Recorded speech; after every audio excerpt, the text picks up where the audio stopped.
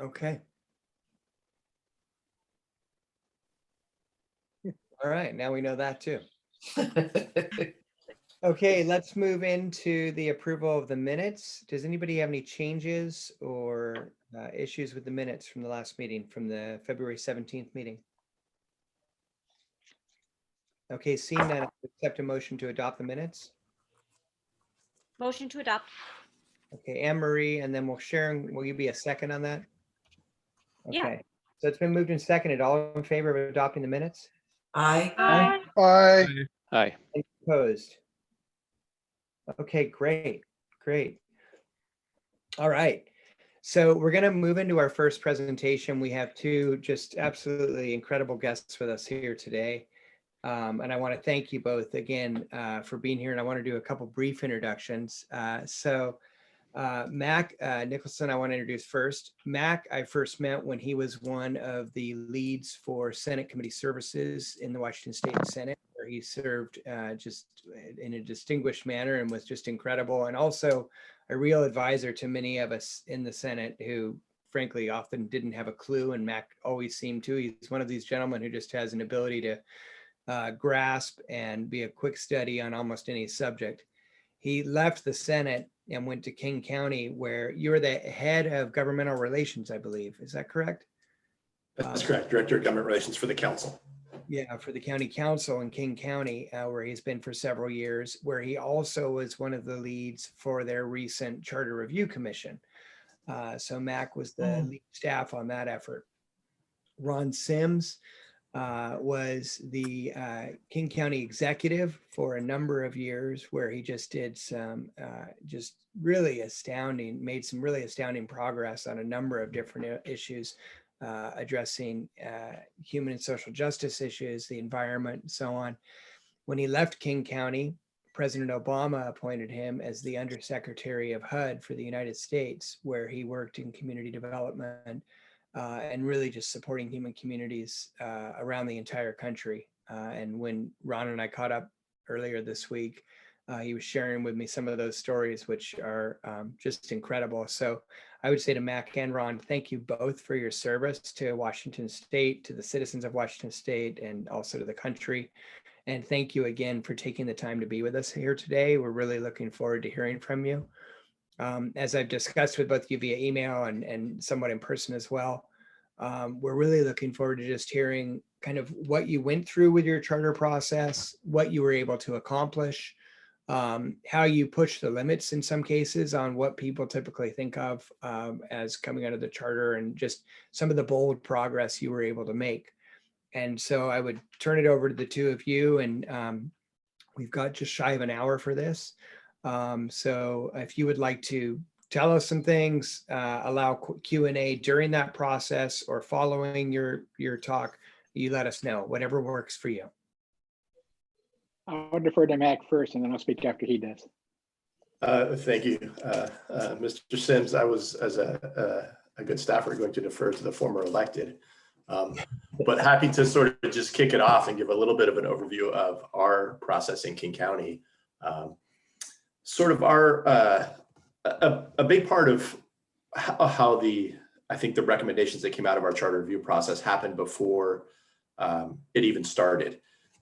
In King County, the charter review commissioners are actually appointed. So they're appointed by the county executive and confirmed by the council. So they're not elected, which I think is a little bit unique to King County. So heading into that process, we had this kind of balance between the executive branch and the council on how, what the charter review commission should look like, and what kind of the sort of appointed and confirming bodies wanted to see happen. To a large degree, I think they kind of wanted to just have some hands off and let the Charter Review Commission take its course and kind of go where it wanted to go.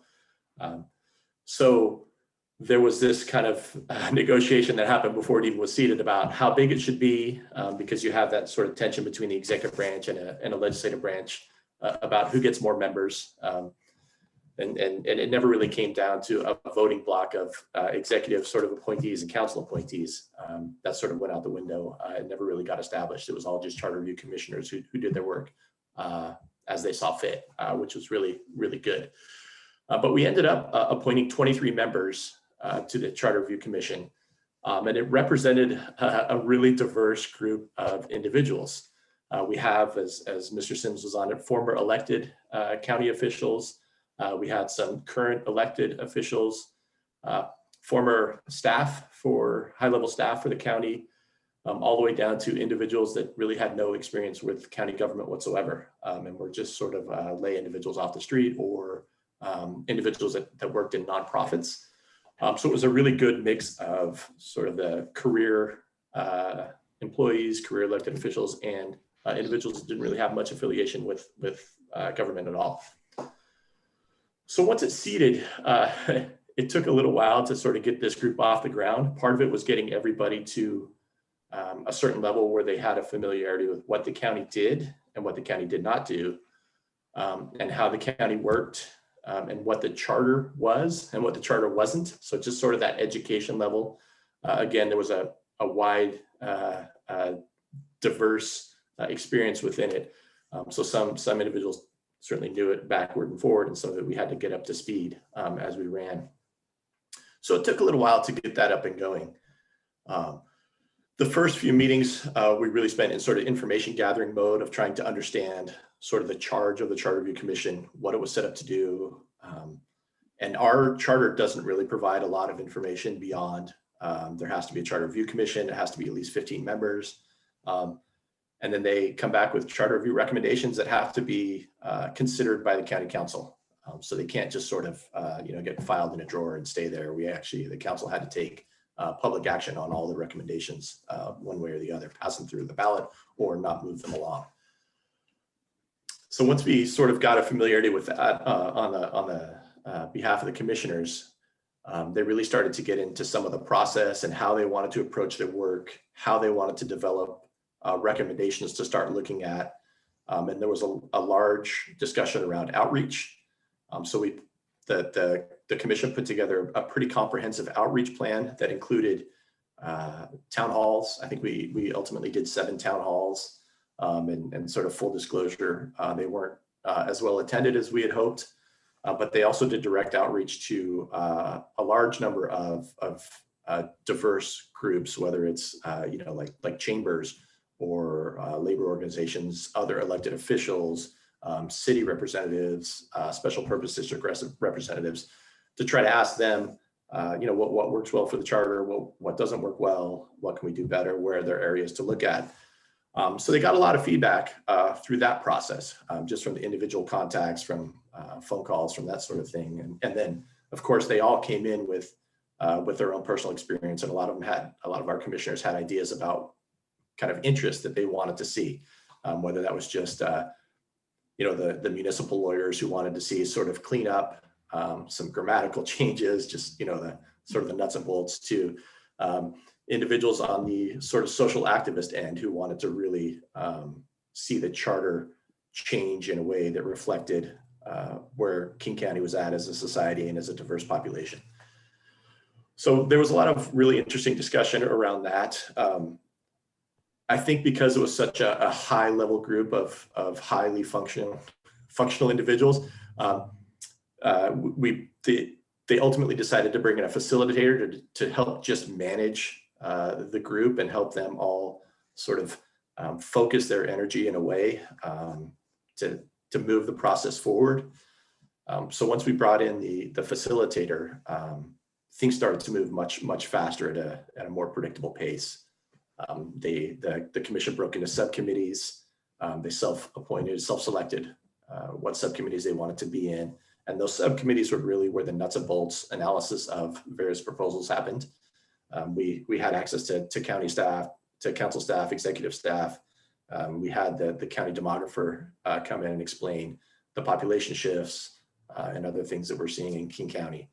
So there was a lot of resources available to our commission, which I hope sort of helped them through their process. So after they sort of, the subcommittees developed issues, they forwarded them to the full council, or to the full Charter Review Commission, and there was a consensus model. So there was a lot of discussion around the issues once they got back to full the full commission around whether they wanted to forward them as full recommendations or whether they needed more work. And there were some issues that bounced back and forth. Ultimately, they landed on 11 recommended amendments that they forwarded to council. They all did not appear on the ballot yet. I think there were 6 or 7 appeared in 2020, and the rest are expected to appear this upcoming general election ballot. The early, some of the amendments we saw earlier really did revolve around the criminal justice law enforcement system in King County.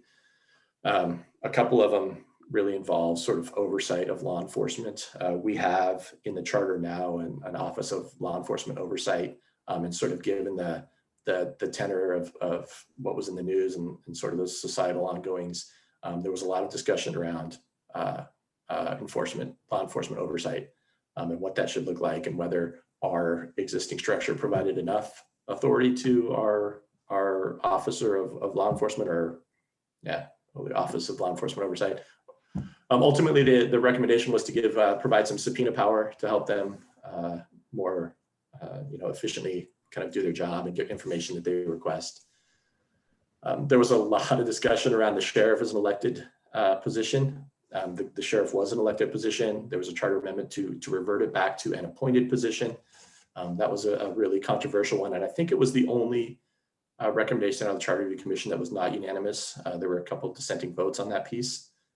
That appeared on the ballot in 2020 and ultimately passed. So at the end of the current sheriff's elected tenure, it'll be back to an appointed position through the executive branch with confirmation by the legislative branch. And that was a really sort of interesting and fascinating discussion, because King County's kind of ping ponged, started off as appointed, went to elected, and now we're back to appointed. And there was a lot of good discussion. There was in the news, there was a few cases of in custody deaths related to law enforcement officers. So there was a lot of examination and looking into inquests, the inquest process for in custody deaths. Ultimately, the commission landed on providing legal representation at county cost to the family of the deceased person, as well as requiring inquests to be held anytime there was an in custody death.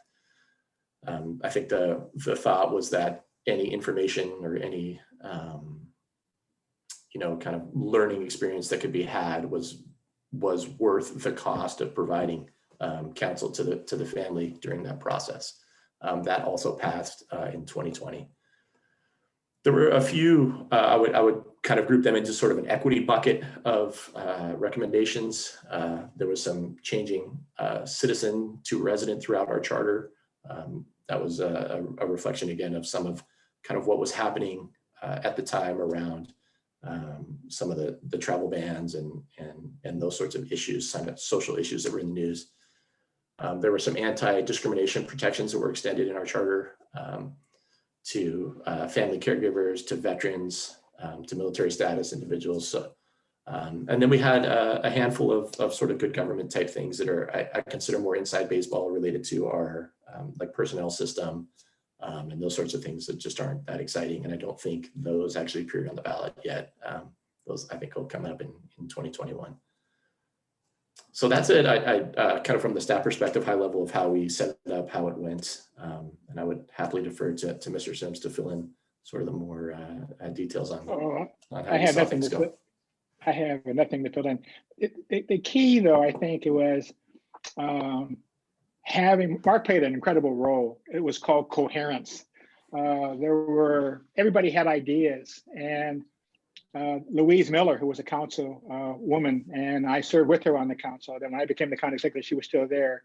We sometimes felt very uncomfortable trying to influence the group, because we thought we were there only to facilitate their ideas, to make sure they were there. There were times when we would walk to the bus stop together, and I would say, Louise, we would talk about an idea that had come up in the charter review, and I would say, here's how that's going to work. Do we tell them that if they adopt that, it will look like this when it's finally implemented. But I think it was a great process. I think having a person like Mark, who is basically putting it all together and who can tell us when something, it's not, you don't want to use the word stupid, but you want to say, here are things that you may need to consider so that a small idea will look something that just you think is tinkering, you can find out will be something of substance. I was fascinated though by the discussions over elected or appointed sheriff. When I first became executive, I appointed Dave Reichert because it was an appointed position. The next time we had a charter review, Dave went and said, I want to be separately elected, which I didn't have a problem with. I kept thinking, okay, we had a series of issues in law enforcement, let him deal with them because my hair was going gray. But I would not give him the jail, which he wanted as well. And I said, no, that will always report to the executive, and other aspects of criminal justice would report. So we ended up with this Dave being elected, even though we were close. He was in Congress when I was in Washington, D.C. We'd go out to lunch and he would give me tours of the Capitol building. So it was never anything personal, but in the end, I've always thought that the appointed sheriff, there's more accountability with that. What happened, there were some very unfortunate things that happened.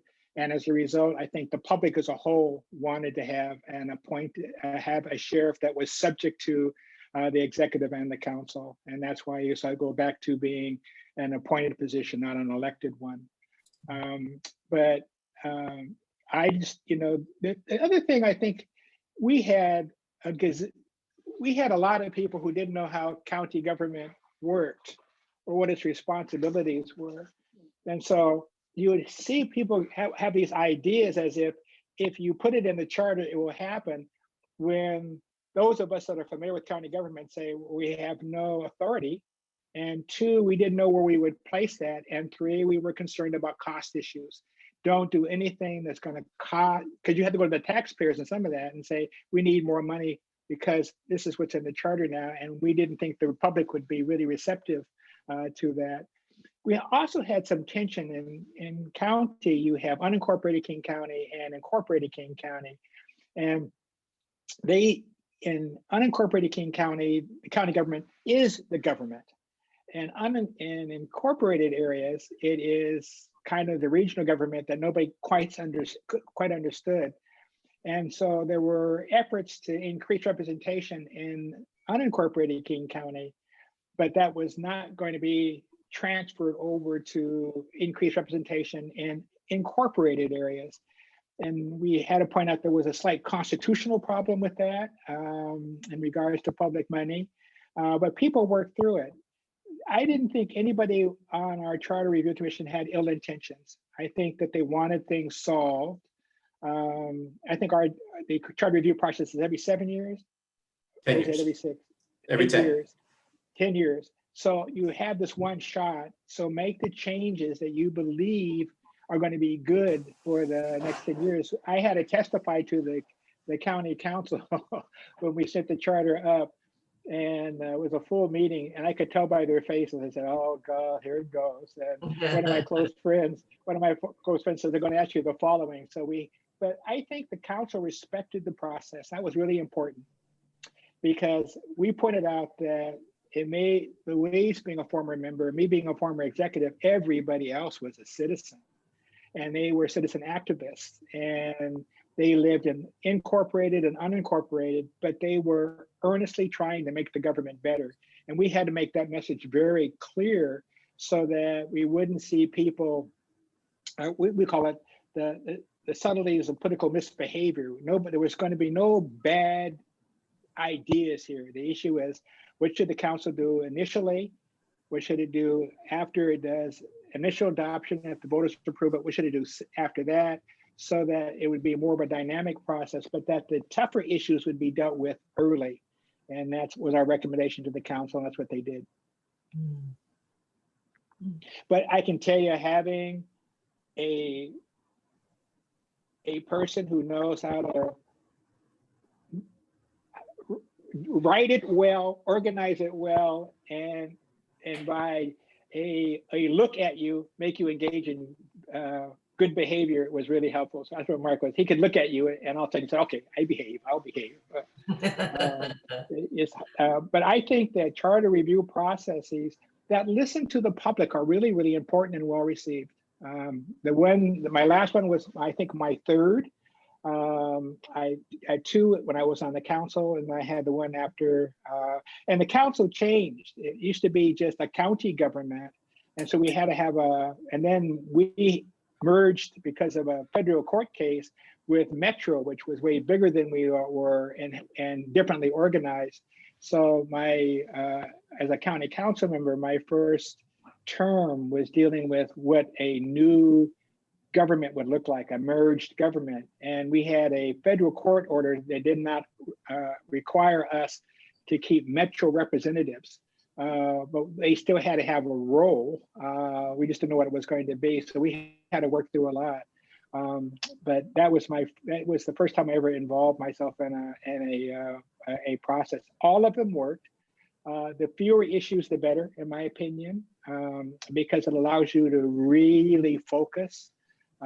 We went from, like I said, a appointed sheriff to an elected one. That was really important. But we wanted to do, I think charter processes are designed to be in a descending order. What do you really need to do? And then what can you get to later? We also had some interesting sidebar conversations and all the charter processes I have been in with our credit rating agencies. Because we wanted to maintain a high credit score because it lowered the cost for us of borrowing money. So they like efficiencies. So it wasn't a matter of them picking which one they liked. It was a matter of us getting their input so that we knew what we were up against. If something was not written well or poorly understood, or if there was not or there was an assumption of new liability, we thought it was important for them to know that. That is kind of a sidebar in regards to how county governments perform themselves. But I think it's important to note that the credit rating agencies or the people that underwrite you are really going to want to know or be kept abreast. And they're going to want to know in the end, is there going to be any added cost? Because there's no such thing as free money. They're going to want to know. And I think that I was in every meeting we had with credit rating agencies, trying to say to them, this is why we were doing what we were doing. We wanted efficiencies in some places. We wanted accountability in other places. But no, we were not looking at trying to spend more money, although we also put it out that the growth in King County required that we were going to have to spend more money over time. And they accepted that, but they wanted to know that we were organized for efficiency first. And that's what we did. I didn't mean to give a speech, but. Hey, Ron, when we spoke earlier this week, you talked about thinking of the county charter as a constitution and what that meant to you and also to other commissioners and kind of how that led to some of the actions that you took as kind of this, as you said, one shot in 10 years. Could you speak to that a little bit? Yes, when I first was elected, King County Prosecutor Norm Ayling, who I miss him so much, but he took me to lunch. And I didn't even know about county charters. So he decided to walk me through step 1, step 2, step 3 of the county charter. And he said, this is your constitution. And, you are obligated, under state law, it's considered your constitution. And you don't have the freedom to violate it at will. You can be, if somebody's going to sue the county, they're going to sue you for what you did and then point out where in the county charter you violated that county charter. So often when we were looking at really significant decisions we had to make, we tried to, I remember many times I would go to King County Prosecutor Norm Milling and say to him, is this going to be a violation of our charter? I'll give you an example. We were issuing debt on stadiums, Mariner Stadium, Seahawks Stadium. And so I went to Norm and said, I know we're issuing debt, but do we now own them? And on one we did, on another we didn't. So we had to execute an agreement, which was a loan vehicle that had to be repaid. But it was really interesting knowing why it was important to follow that constitution. We could have been sued and had to pay a lot of money. And as a result, we didn't. But it was, it is a constitution. And it's one that our charter process has the number of years that a charter, you can add to a charter, but you can't, the charter review process, I think was every 10 years or so. So you knew whatever decisions you made, that was going to be what you looked like and what you operated like for a lengthy period of time. You did not want a charter every year because you didn't want to let people who are going to lend you money or the voters think that you don't know what you're doing because there's a charter every year. You wanted to provide a sense of permanence and predictability, and that's what the charters do. All right. Let's open it up for questions from commissioners. Is there any questions for Ron or for Mac?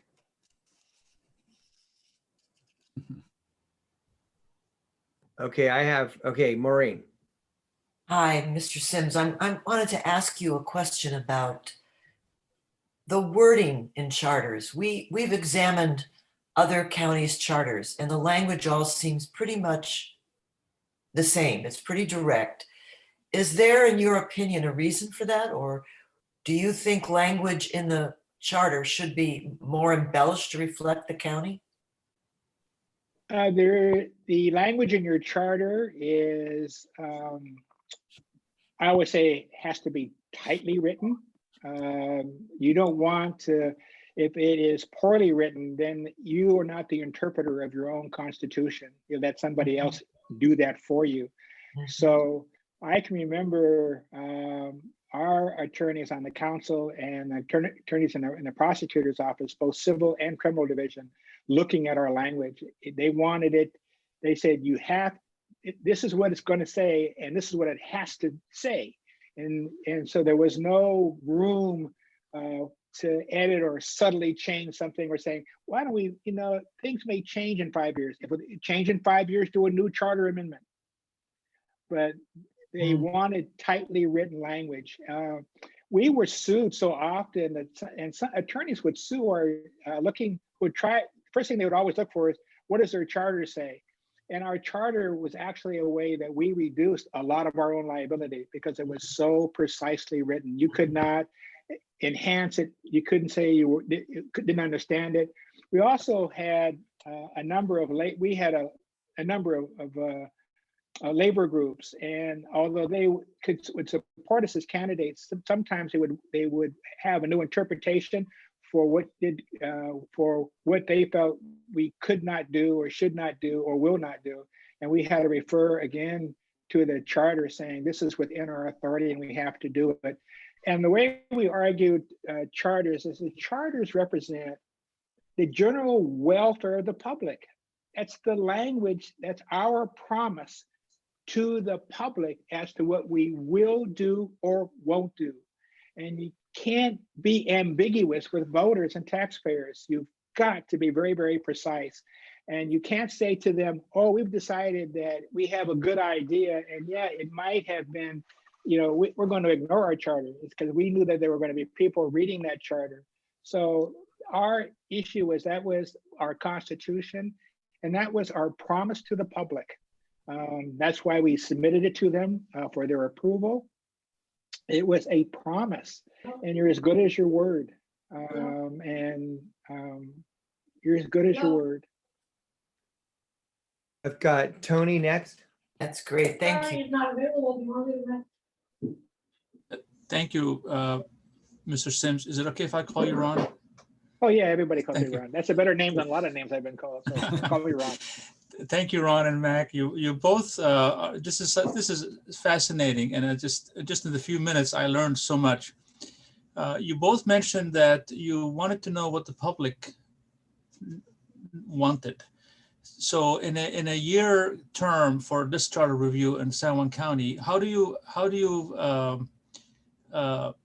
easily or how do you get to the point where you know what the public wants? Did you go into special meetings early on with the public, or how did you go about finding what the public wanted?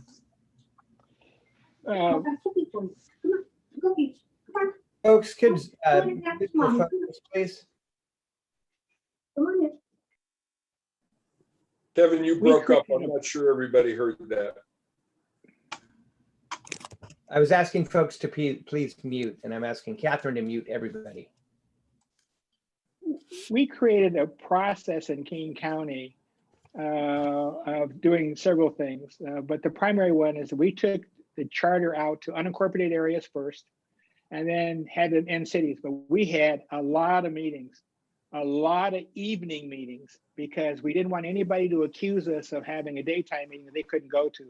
We went out to the public and said, here is the charters. If you could get them before the meeting, if that's what you wanted to do, or you could get them at the meeting in regards to, and we always said, here are the changes to the charter. So we never had the thick book. We always said, here are the things being proposed. And we had, and allowed us to correct some misunderstandings. We found out some people didn't read the charter correctly, whether they were other elected officials or citizens. So, but having it out there in public, we also announced to the newspapers that we were going through this process and that where the meetings would be. So we met in rural areas, urban areas, suburban cities, South King County, North King County, East King County, Seattle. And we did it in ways that there were always evening meetings so that no one could say that we were having these hearings at inconvenient times. And it was exhausting, but we got really good input. And then people wanted to know, how were they linked?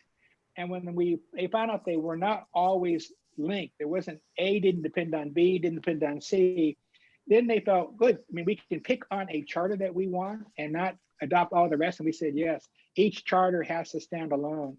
So it was kind of educating the public as well on what a charter process actually was. But we had a lot of meetings. We didn't ask them to come down to our and testify. We had one day of that. The rest of it was just go out and meet people and not have a meeting that was at 5 o'clock. We said, we'll meet you there were a lot of meetings at 7 o'clock in the evening because people said, I'm home from work. I wanted to go, but I wanted to eat something. And then they would go to our meeting. That proved to be people thought that was courteous and respectful. And that helped us a lot so that we were not, nobody was suspicious of us, thinking that we were just trying to run things through. We had another one where every process that we were reviewing had one thing in common. You would have the charter, which is a lot of legal language, but you would have an explanation on top of it to give people so they knew what that language meant, so that we could reduce the problems of interpretation or misreading it and interpreting it incorrectly. Excellent. Thank you so much. Other questions? Dick, please. And then David.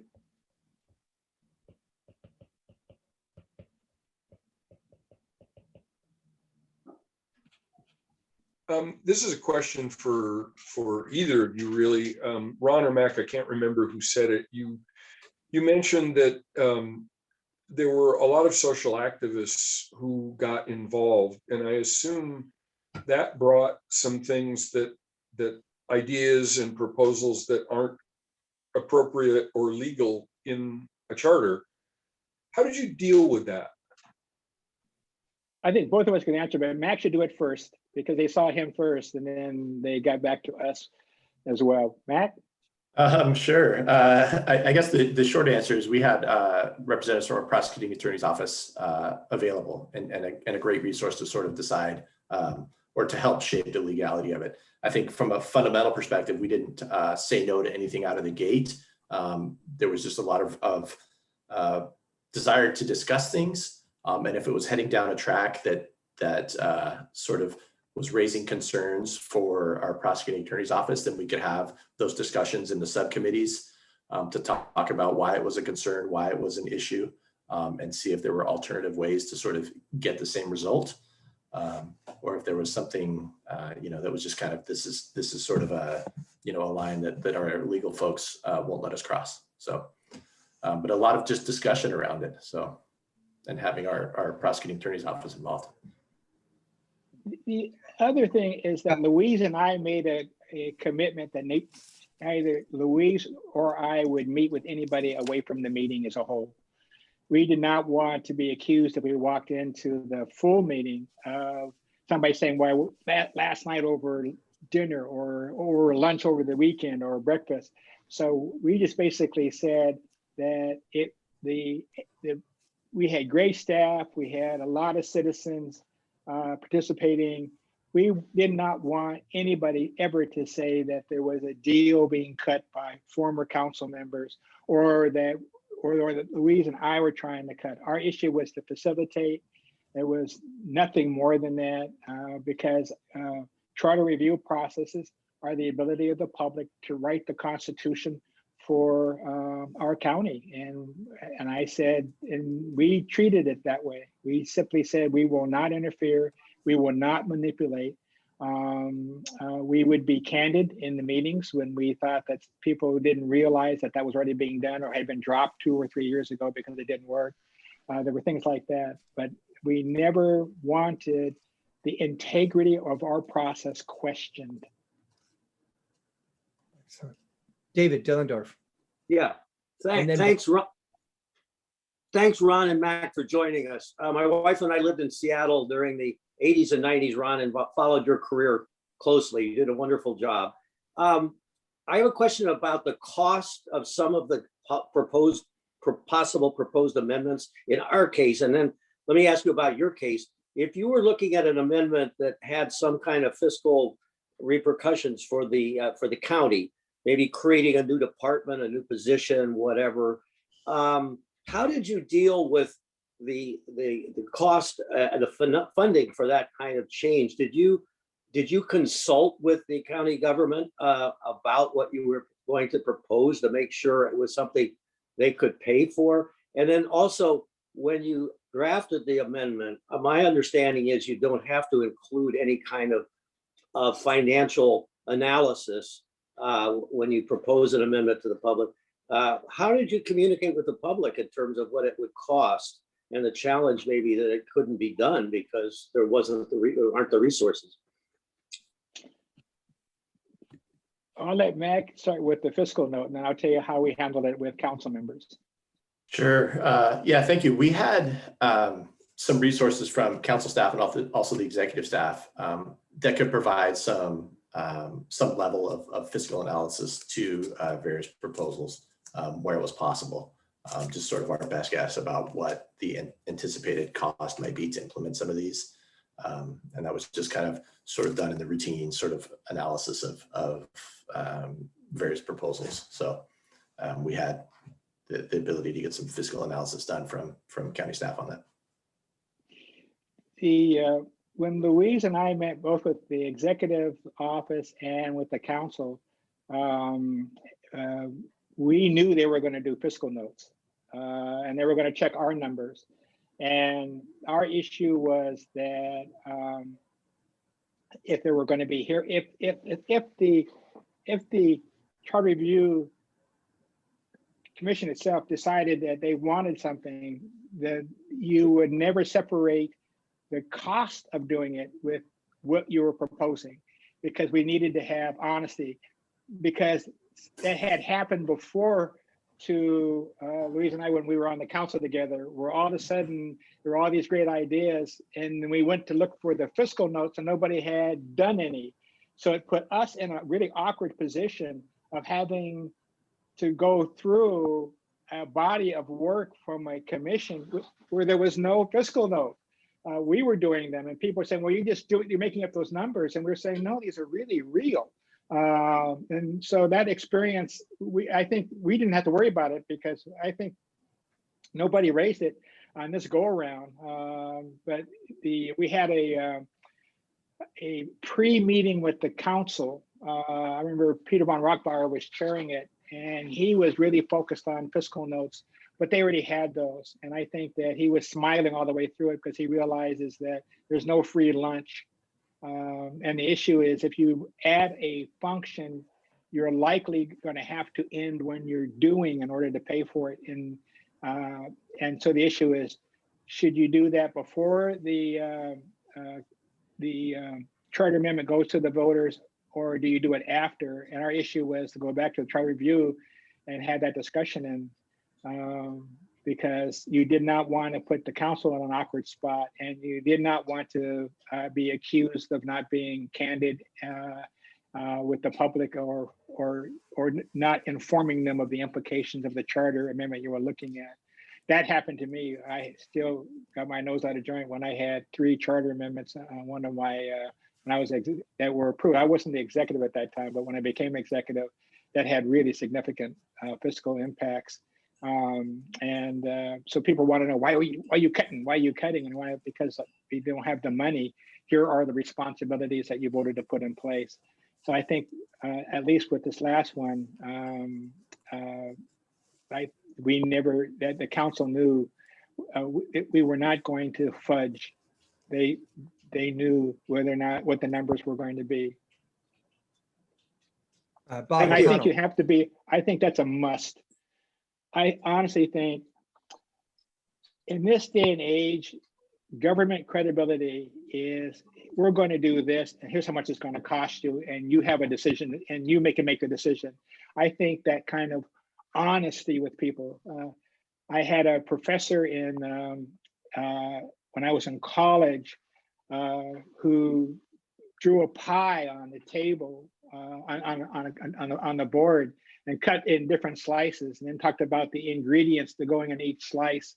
And he says, "So what did you learn, Mr. Sims?" And I said, "I learned there is no free pie." I said, I now know why you guys don't give us free pies, because of the cost associated with it. And I think that the public needs to know the cost that they're going to incur. And if they say, where's it going to come from? You either have to make a cut you don't want to make, or you say, I mean, it has to come from somewhere. It's illegal to print it. So. All right. Thank you. So Bob O'Connell, please. And then I've got Jane, and then I've got Dave Anderson. Ron, can you hear me okay? You're a little I can hear broken you. up.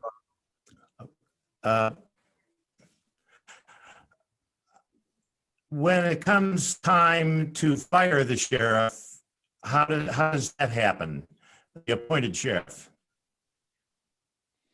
If it went from you sit down with the sheriff and you ask for the sheriff's resignation. When I was the county executive, the sheriff was appointed. And I asked, because of something that occurred in the department that I thought was unprofessional, a poor handling of a very, very significant event, and it was poorly handled. I asked for the resignation of that sheriff, and I went to an interim sheriff and then asked Dave Reichert to be the new sheriff for me. But I Does think the that legislative body have to confirm that firing like they do the hiring? if you we had an executive council government, so the executive could terminate. But being having been a council member longer, I actually met with each of the council members to tell them why there was going to be a termination. I did not want them to be surprised. Smart. But didn't need their approval. I did not need their approval, but after I told them why I was making the decision, I was not worried about them complaining. Jane Fuller, please. Thank you.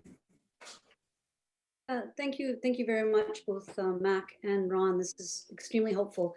Just a couple of quick questions. I think it was Mac, you mentioned the outreach plan that was created. I wondered, was that created by the whole commission, or was the outreach plan created by subcommittees based on who they wanted to confer with? The next question was, you described a facilitator role that you had.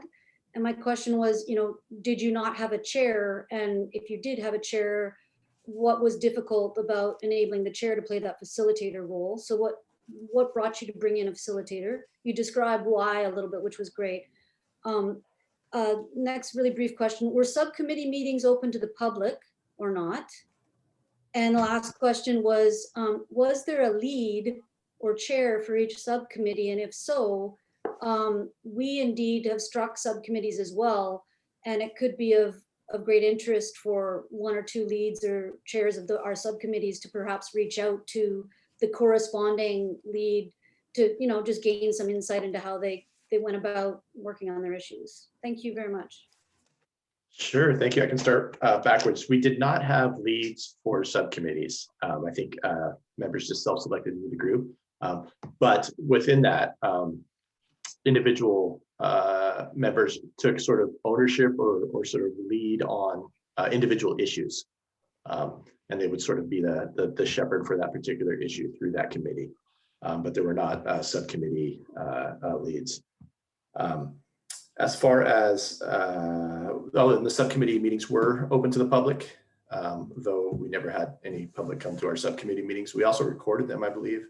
And I think they're available online or through archives or something. As far as why we went to a facilitator and sort of the role that they played, I think a lot of it was sort of just the document prep, keeping track of the decisions that were made. Hey there. Making sure that Hi, Nathan. that 23 individuals are well organized and they all have the same materials at the same time, and just kind of helping work through that process. And then also getting to some of the decision points. And we had Mr. Sims and Louise Miller, great co-chairs, but as Mr. Sims said, they were really trying to sort of be neutral. And it was nice to have that facilitator who could help sort of drive some of the decisions in a way that just kind of helped time efficient. As far as the outreach stuff, some of our commissioners came from sort of the nonprofit, I guess nonprofit world, where they had roles that incorporated outreach pieces. So they really sort of picked up the outreach baton and came up with a plan, and then sort of pitched it to the whole commission. And then the commission sort of weighed in and ultimately landed on an outreach plan. So it wasn't a formal committee. It was a couple of individuals who had experience in doing that and wanted to develop that plan for the commission. So. Thank you very much. That's very helpful. Thanks. Thank you. Dave Anderson. Great. And then this is great. Thank you very much for meeting with us today. We're learning a lot. I have 3 questions. One, was there discussion about the right of initiative or a referendum and how effective they have been for King County and the role they play in King County government? And also I have a question, what was the budget for the commission and were the commissioners paid? Thanks. I can start backwards on the payment. No, they were not paid. They were volunteers, though we did provide them meals at all the meetings. The budget, I forget what the budget was. I think I could look that up. I think in our biennial budget we had, I want to say like $200,000 or $400,000 for the process. As far as initiative and referendum, I don't recall a lot of discussion around changing any of the county's initiative for referendum powers. I don't know if Mr. Sims recalls anything. It's not off the top of my head right now. So it was a very short discussion because we went through and said, this is what we did. And why we had to do it that way. We went from a non-elected to elected. That was, I think we did it by referendum, I believe. I'm not sure. I think it was. No, that was by initiative. That was by council action to the voters. And so there was a series of things like that we said, this went to the voters for approval. That got people very comfortable. But it wasn't the only one I could think of was immediately was the sheriffs, I don't know if it was the district court judges, might be another one. It was just coming in my mind's eye trying to remember who we wanted more people elected. And then because our sense was that if elected people could be held accountable, then we wanted at least all of the people who were going to be read about in the newspapers to be people who were elected officials, so that the voters felt that they had influence over the government and who was there. Thank you. Liz? Gentlemen, thank you. This is really valuable. And so can you all hear me okay? Yes. So what I'm wondering is, if you're willing, is if I could hear both of you talk out loud about the unprecedented time in history that we're doing this process. So years ago, when charter reviews occurred, there were a lot of things you could count on that were static, that were going to, remain the same.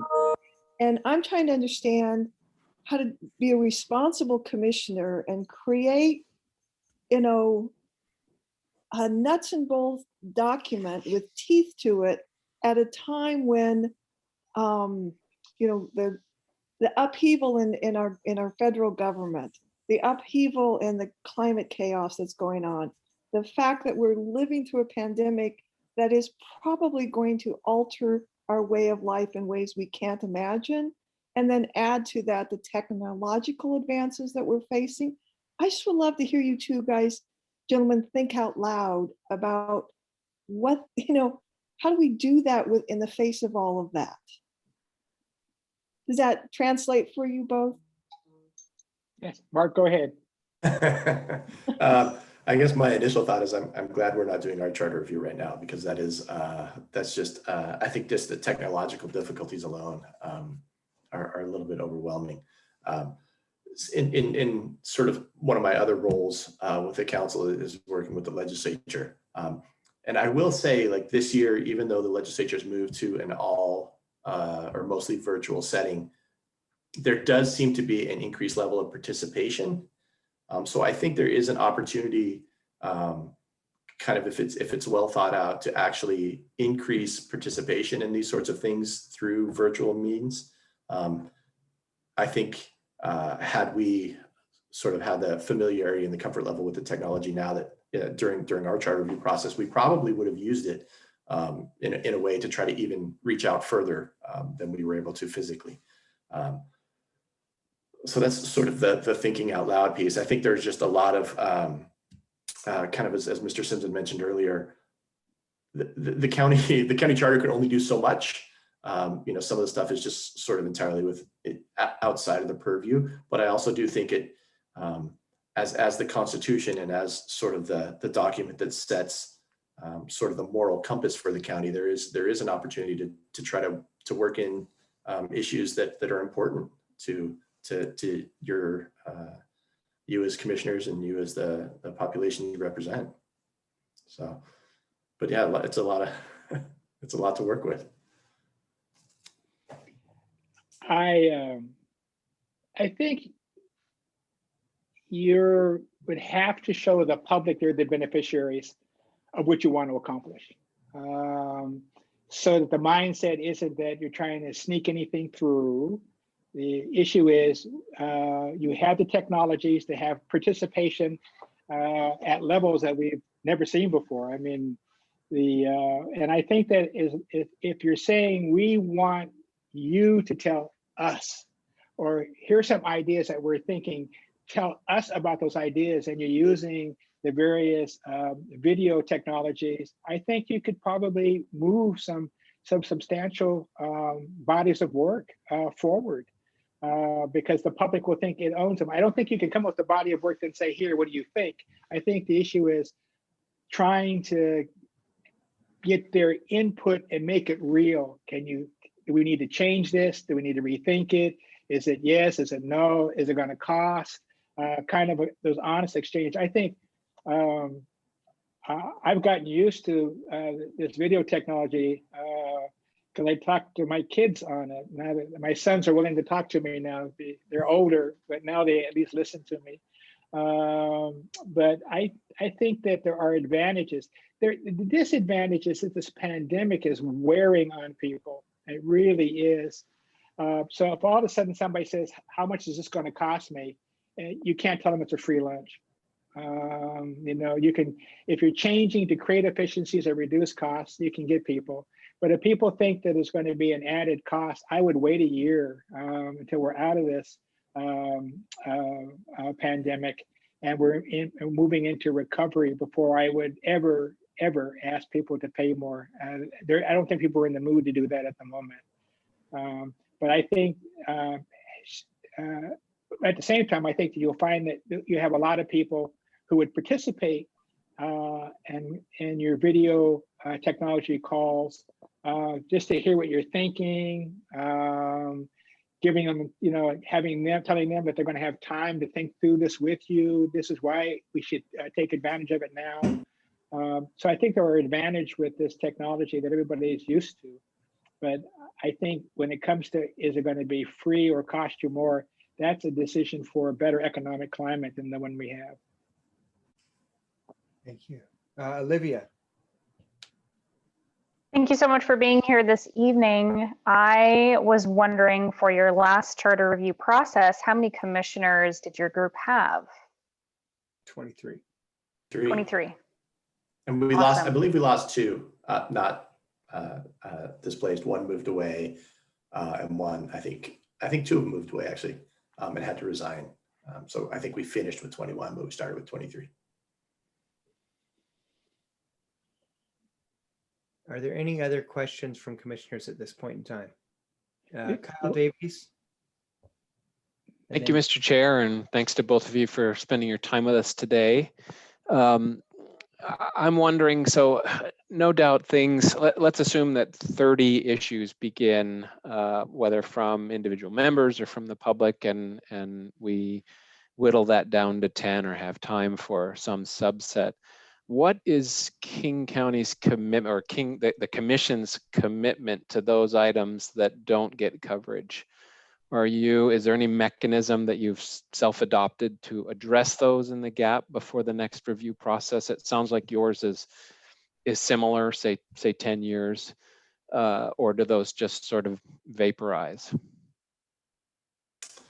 The commission itself included, recognizing they couldn't get to all the issues that they wanted to talk about, did include not as formal recommendations, but as sort of requests or friendly urges to council to look at a number of issues, right, that they just didn't have time to get to, or needed more complex analysis than they could put into it at the time. So there is a piece in the charter review report that is kind of a, we encourage council to look at these, 5 or 10 issues, however many there were. So there was that request, and then at that point, it would sort of be up to individual council members or the charter review commissioners to encourage, their council members to introduce legislation and bring forth sort of more analysis on those pieces. Okay, I have Dick and Tony up next. Is there anybody, hang on, is there anybody who hasn't gone yet who has a question? Bill Apple, please. Thank you, Mr. Chairman. I'm asking kind of a cheat question, but as a shortcut for first consideration. Have you any information as to the approximate formula of savings of merging departments? We didn't discuss those in the charter, but the county government would have the information because we did that quite often to merge for purposes of efficiency. And our budget office became very, very facile with it, to the point that the city of Seattle began to use the same processes to merge for purposes of creating efficiencies. But I think, I don't know who on the county, if you call it the county council, King County Council, someone there, I would call Peter von Ruckbauer's office and ask Pete's staff, because they are very citizen oriented and they can get that information to you. But and every time we merged functions, we costed that out because we thought it was, remember, my argument is your credit rating agencies want to know, are you saving money or are you spending money? Right. And we always wanted to document that we were saving money. Yeah. Thank you. Thanks, Bill. Matt, quick follow-up on that is, can you make a connection for me on that? Or is that something I should go to Carolyn too? Happy to work with you on that and see. I'll talk to our budget analysis and see, analyst, and see what we have on that. I've already made a note of it. Yep. Thanks, Mac. Thanks. While I have the mic, I just want to say that Ron and Mac, I was in the legislature with you. You guys are way more trusting of fiscal notes than I ever was. At the county and the state, what I found time and time again is if the department liked your idea, the fiscal note was small. If they didn't like your idea, it was massive. So anyway, we're going to Dick and then Tony. I just want to say, Kevin, that when I wrote fiscal notes, they were always strictly honest and had nothing to do with the department. Well, of course, of course. When you were at DOE, your fiscal notes were spot on. They were. We have a, this is for Mac and Ron, we have an electeds versus appointed subcommittee, and we're actually discussing whether some elected positions would maybe be more appropriate as appointed positions. And Ron, you said earlier when you were talking that you wanted and you succeeded in making the sheriff an appointed position, but then just more recently, you said, you know, we wanted more positions elected because we wanted the accountability. So where do you, both of you, where do you draw the line there in trying to decide? Because there is still accountability if somebody's appointed, because if they're doing a lousy job and the public's complaining, the executive or the manager or the council can get rid of them. So how, on what basis do you decide whether a position is better, functions better as an elected position or appointed position? And I'm curious what both of you have to say about that.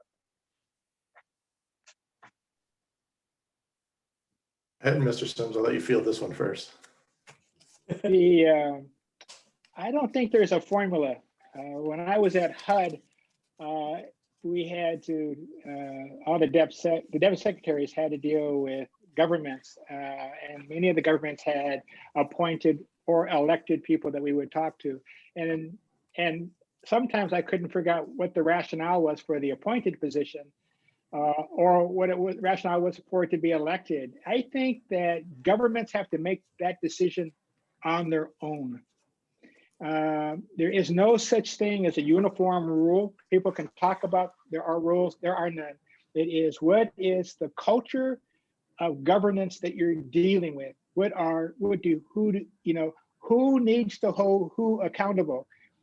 Is the public going to hold you accountable, or are they going to hold a sheriff accountable? Are they going to hold the appraiser accountable, or are they going to hold you? So part of it was an issue of do I want people, when I was on the council and the exec, a lot of it was, I don't want to have to explain something I had no control over. So if I had no control, I enjoyed making things elected because I didn't want anything to do with having to stand before the voters and say, this is my fault. I wanted an elected official to have to defend that. And we turned a lot of positions into I remember the appraiser. I remember turning that into saying, let's go to the voters with that, because people were getting mad about the appraisals on their property and in their homes. And so they were beating me up in community meeting after community meeting. And my solution was to announce, okay, that position will be, we're proposing it, somebody, it'll be elected. So I think it's just up to what you want to do. There is so much for you to do. Having something you can't control is maddening. It's maddening. And if you can say, here is especially if it's an appointed official, because people want to know why you haven't fired them. But maybe that they're just doing their job really well and you don't have grounds for it, or you don't have the votes enough in regards to colleagues. I think it's up to you. I don't think there's any magic wand, any formula, any medicine you can take, any book you can read that will tell you who should be appointed and who should be elected.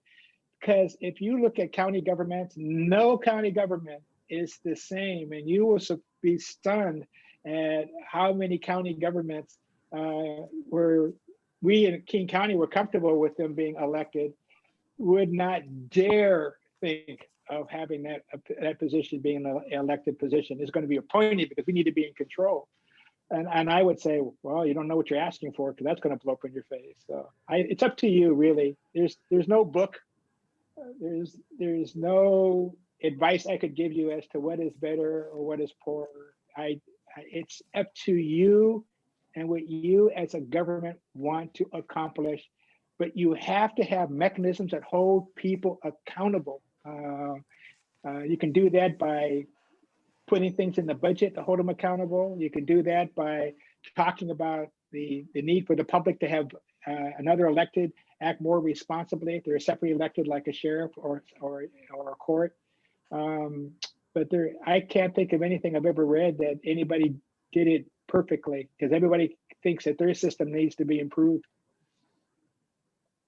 I didn't mean to give a speech, but that's all right. Thank you very much. Okay. We've got just a few minutes left. I have Tony, and then we'll go David Dellendorf. You get the last question. Oh, thank you. Thank you, Mr. Chair. This is a question for both Mac from the legislative side and Ron from the council side. So since you consider this as a constitution, the charter as a constitution, do you recommend, or do you have any feeling about the when the charter proposals go to the electorate, is a simple majority enough, or would you consider it to be a little more than a simple majority, since we're actually changing a constitution? What do you have in King County? In the county, it was just a simple majority on charter amendments. What do you think? Is that something that seems a good idea for changing a constitution, or have you discussed any larger number? We certainly didn't discuss a larger number in the charter review process itself. I don't know. I would defer to Mr. Sims if that's come up in sort of previous discussions, but it was not something that was discussed. In all the years I was on the council, and when I was exec, we accepted majority rule. We put it out. We were never looking for. It was never a super majority requirement ever on anything. Thank you. Thank you so much. Tony, the biggest difference I would say is that a constitution is relatively permanent. We've only made a handful of constitutional amendments in Washington State since we adopted it in 1889. And the charter is every 10 years. So David Dellendorf, last question to you. Thank you. In the subcommittee on elected versus appointed positions, the subject has come up of minimal qualifications, whether we should establish for one or the other, both minimal qualifications. We're going to do some research on what other jurisdictions have in that regard. Can you tell us about King County, or maybe you could give Kevin the name of somebody that I could contact with King County who could fill me in on what you have in that regard? Thank you. Certainly, I think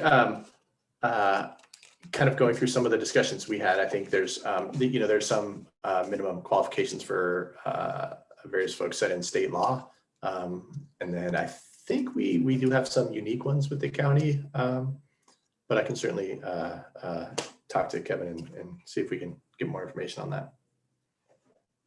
Thank you. Mac and Ron, I want to thank you again for being with us tonight, for sharing your wisdom, just sharing your ideas. I neglected to mention in Mac's intro that he is also a new father. So I definitely want to let you get out of here on time and get back to Silas. So just congratulations to you on that again. But again, thank you both so much for the time and just being available to us. This has been really helpful. I wish you well. I wish you well. And Matt, congratulations. Thank you. Thank you. Really cool. Yeah, I look forward to sleeping again at some point in the future. So. No, not for the future, buddy. Thank you. Good luck. Thank you. Thank you. Thank you both very much. Good luck. Be well. Okay, we're going to move right along in the agenda and go directly to, is he still here? Yeah. Mike? Yes, Kevin. Where are you? I see.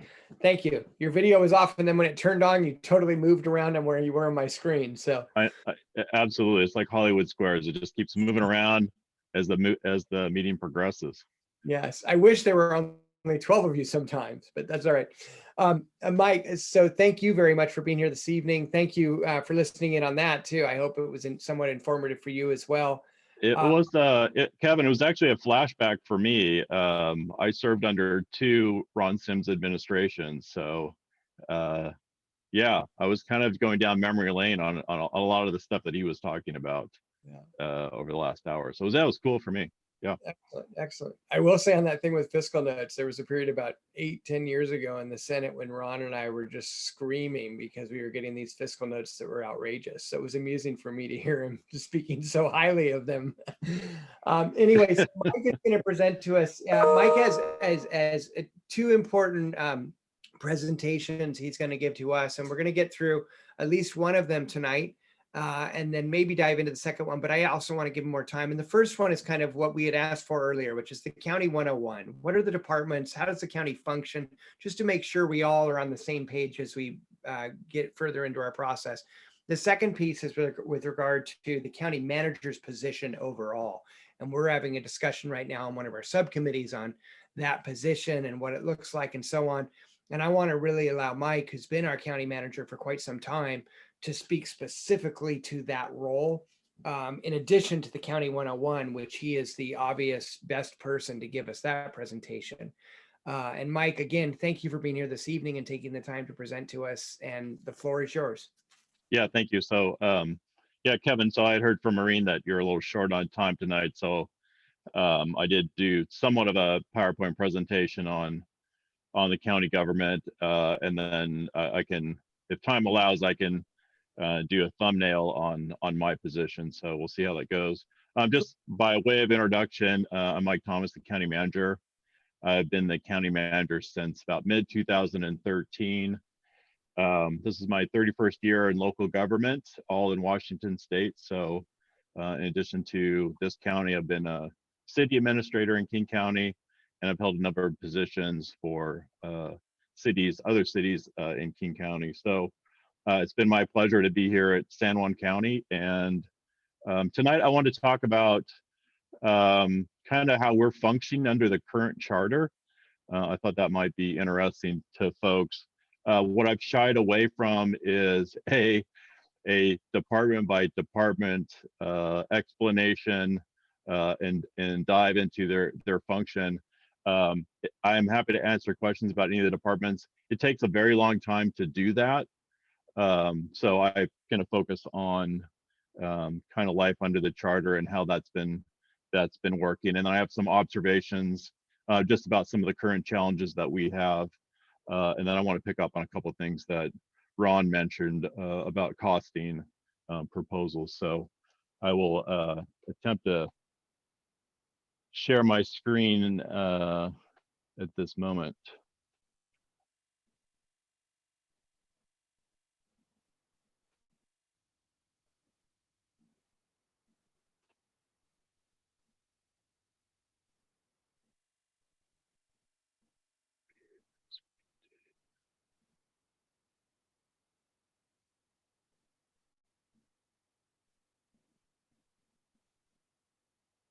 Catherine, is he set up to share?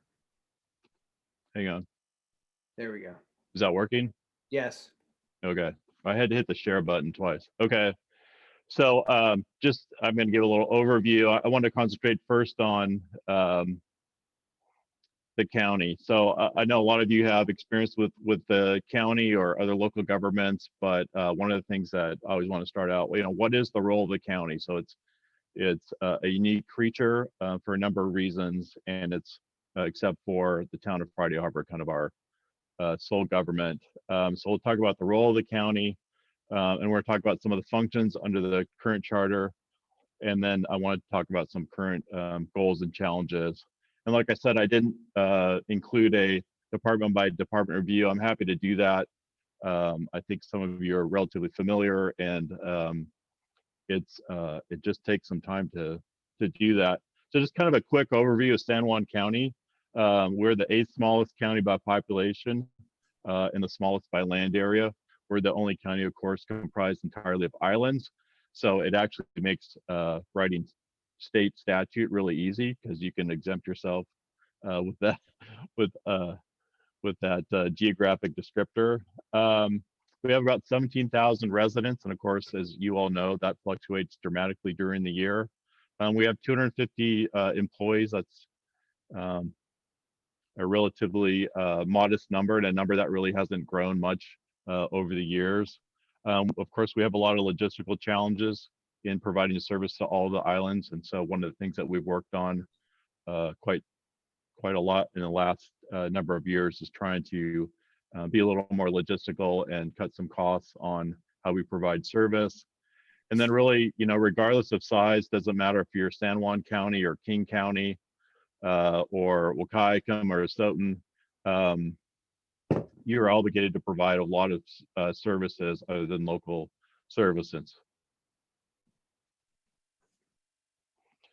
So as Kevin well knows, counties are a creature of the state. A lot of what we do is mandated by the state. And so this little quotation is from the Supreme Court case quite some time ago, but the state at some time made it very clear that the counties are really its purview.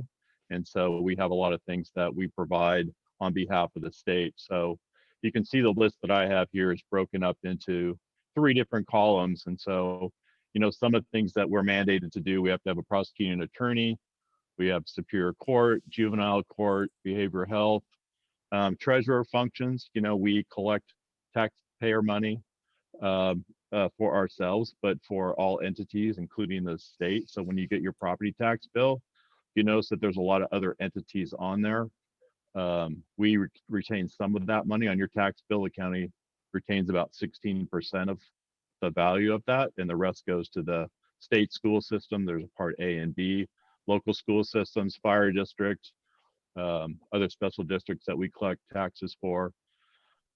We have licensing is also required. So there's a number of things that we do, public health that we do on behalf of the state. There's what we call county services. So again, we provide a lot of it is financial services to junior taxing districts. And then we provide growth management, a lot of boards and commissions fall under that category. And then we're the local service provider. So, right, unless you live in the town of Friday Harbor, we're the folks that provide law enforcement, fix your roads, planning and land use, parks and recreation. We have utilities. So we have a stormwater utility and a garbage utility. So those are all things that we provide for the locals. So when we think about what the county does, we really kind of have three legs to the stool as far as services go. So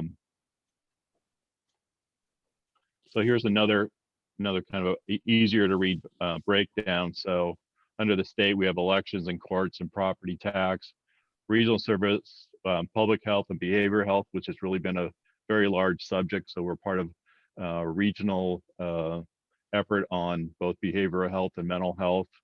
And then we provide a host of financial services to junior taxing districts.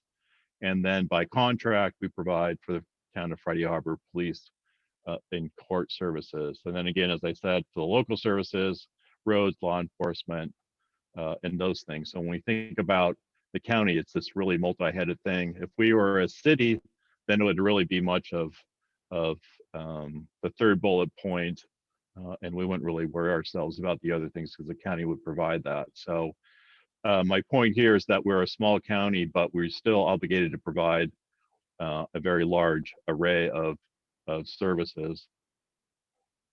Obviously, we're one of the charter counties because all of you fine folks have volunteered to be on the charter committee, but I had this map and I thought I would just display it, but I think there's 7 other charter counties out of 39 counties in the state. So with respect to our charter, we have obviously 3 council districts. The judges, assessor, auditor, clerk, prosecuting attorney, sheriff, and treasurer, those are all elected. And then we have appointed folks, obviously including myself. We have community development director, district court administrator, facilities manager, health and community services, our IT manager, juvenile court, land bank, parks, recreation and fair, public works, and WADS, zoo. So really, counties are an interesting animal. They're kind of a split house, or a house split by elected and appointed officials. So you've seen this before. It's on your web page, but this is the org chart that is contained in the budget book. This is where it comes out. So some of these names are no longer with us. We have Russ Harvey, who's retired. But again, this is another display of how county government is really split between elected and appointed. So the county council is really, they are the county. So when you know, they set the policy, they budget, they pass the budget, they have the budget authority. They represent the county. So when people sue the county, they're the ones that have to defend the county. And then you see we have the other separately electeds and their functions. And then the bottom row, all of the ones that are in green there, those folks are all direct reports to me.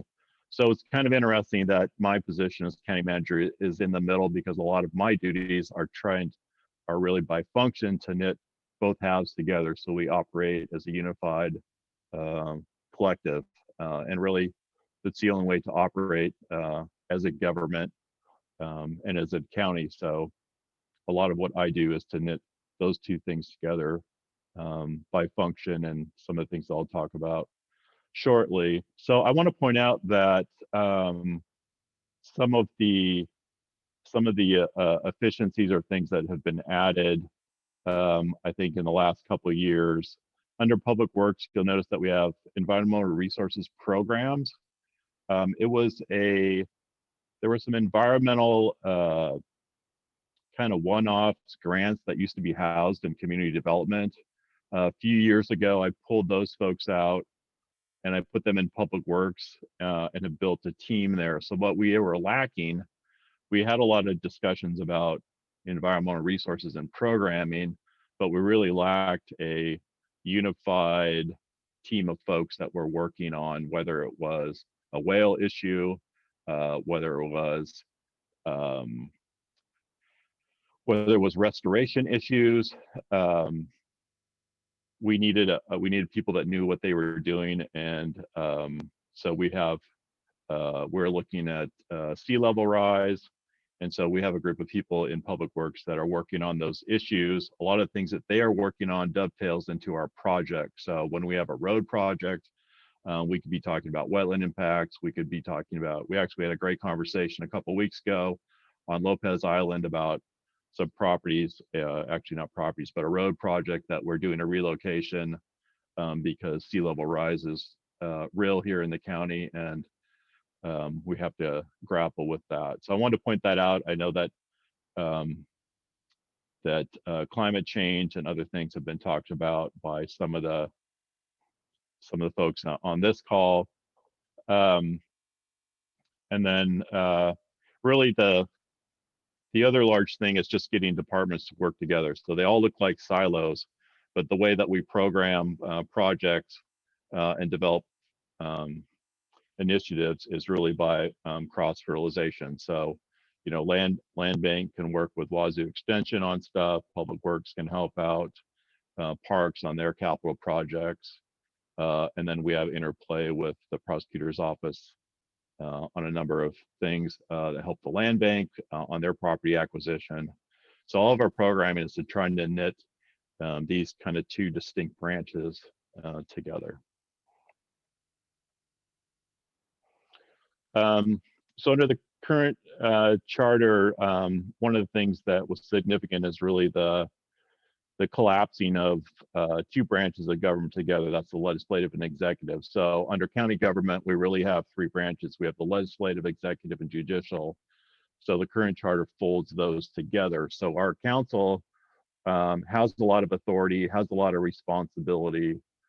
And so on the legislative side, they're responsible for the compensation